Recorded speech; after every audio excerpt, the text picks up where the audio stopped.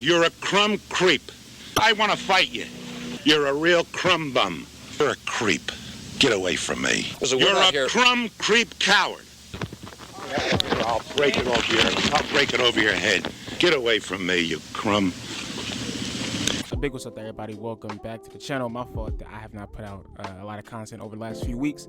A lot of change has been going on in my life, so I didn't have time to give to YouTube. But we're going to try to build this joint back up brick by brick. I definitely had a lot of momentum during the summer, but things happen, so it is all good. But with that being said, I think this is the perfect time to talk about the Philadelphia 76ers as they start their season, their 2023-2024 season, regular season that is on Thursday night against the Bucks. We have a lot to talk about to put us in a mindset going into that faithful first game against Giannis and Dame. So without any further ado, let's just get into it. This is probably not going to be that much edited, but we'll see what we can do. So a little bit about the preseason. If I can be frank, I really didn't watch that, John, because who really cares about preseason Philadelphia 76ers basketball? Sure, one could say, oh, we can see new schemes by a new coach getting our first-hand look, but I honestly did not give a damn. Because we already know what the deal is with this team. It really doesn't matter, who comes on the squad. It is going to come down to superstars making superstar plays when it counts in the playoffs. But the main things that I saw, and this is funny because it's going back to Nick Nurse, a lot of ball movement with the team. Of course, in years past, we know that the 76ers can get stagnant with the ball, giving it to Joel Embiid in the post, or even on the key for some reason. James Harden as well, where they actually just get stuck ball watching. I guess the two players that I love seeing during this time was Tyrese Maxey and Kelly Oubre Jr. We finally got a wing that can do the damn thing on the defensive end as well as to hit threes.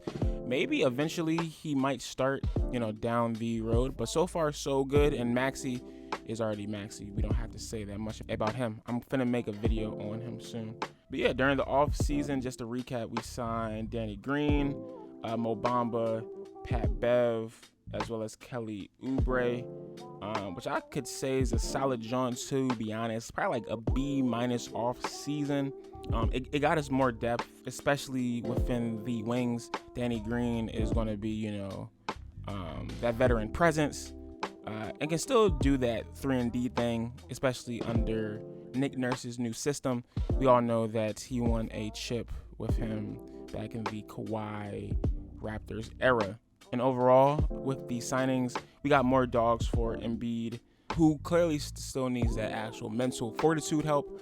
So having Danny Green, Pat Bev, and PJ while he's still here will definitely help fortify the attitude around the team. It's so crazy how we we legit scooped most of those mentality players off of the market because Embiid needs it so much.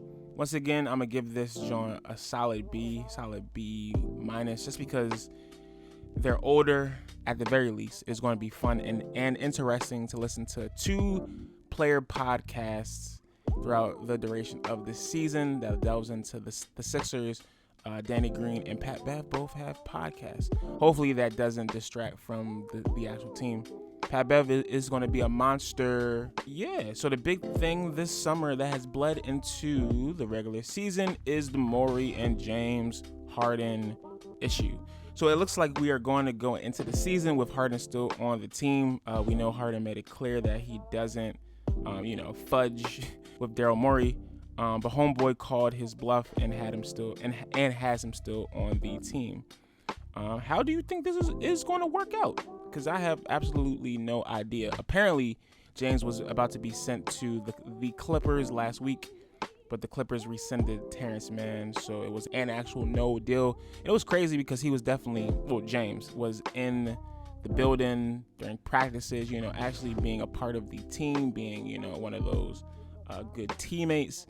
And I guess that fortuitous grandeur has gone out the window. Honestly, I would just allow him to stay home. I really don't want that bad mojo on the team, because eventually somebody is going to call 30 games into the season when teams are starting to politic themselves in the top 4 seed of each conference positions. So I'm not going to worry about that per se. Embiid has carried teams before up until certain points of the year, so it's fine.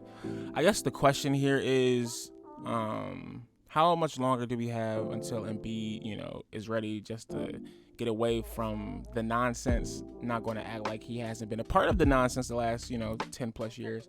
But does Morin really know what he's doing at this point? I'm going to hope so. I'm going to say, I guess, yes. He hasn't shown any incompetency so far, per se. He's playing with the actual hand that he was dealt. So it's all good for now. So predictions and maybe team needs. I feel like we're going to be the 3rd seed when it is all said and done. PJ and Tobias probably need to go. More so PJ. If anything, Tobias may actually have to stay now because we don't have a stable offensive product with the vital situation that is James Harden. But yeah, PJ has to go because he's just a liability sticking around with the James thing. I think we just need to start fresh, start clean, and it can be all good. And since we do have more wings now, it shouldn't be that difficult without him. Second round exit per usual. But with a stacked roster, I believe there's a fighting chance. There is always a fighting chance. If you remember, we were right there, Game 6, Eastern Conference semifinals against the Celtics. We was right there, winning that series. Not to say that we're going to beat them, but I do think we're built to beat Boston. I feel like Boston is at their point in their build where they could give any F's about the Sixers. I feel like, they've gone smaller, faster, softer, I guess, where the Sixers were always big, X, Y, Z. But yeah, I think we're built to beat Boston per se. Milwaukee, not so much. But once again, I'm still putting the Sixers below them, and damn, hell, we might still even be below Miami, until we can actually prove it. I'm gonna need Embiid to play more of a team role, kind of like what Jokic does, passing the whole ball more instead of being a main scoring threat. And that's what Embiid alluded to this offseason as well. I'm glad that we got Nick Nurse on the sidelines now. He was the best coaching option, and hopefully he'll yell at the guys more, because that's what we ultimately need. Because in crunch times, I'm gonna need him to draw some X and O plays and to yell in Bulls' butts. That sounded weird, but you know what I mean. But yeah, that is about it. Once again, the 76ers regular season schedule starts on Thursday, home against Milwaukee. I think it's home. So we'll see how it all stacks out. What are you looking forward to this season? Are you even going to any Sixers games? Let me know in the comment section. I hope everybody had a good summer. We are back with some more content.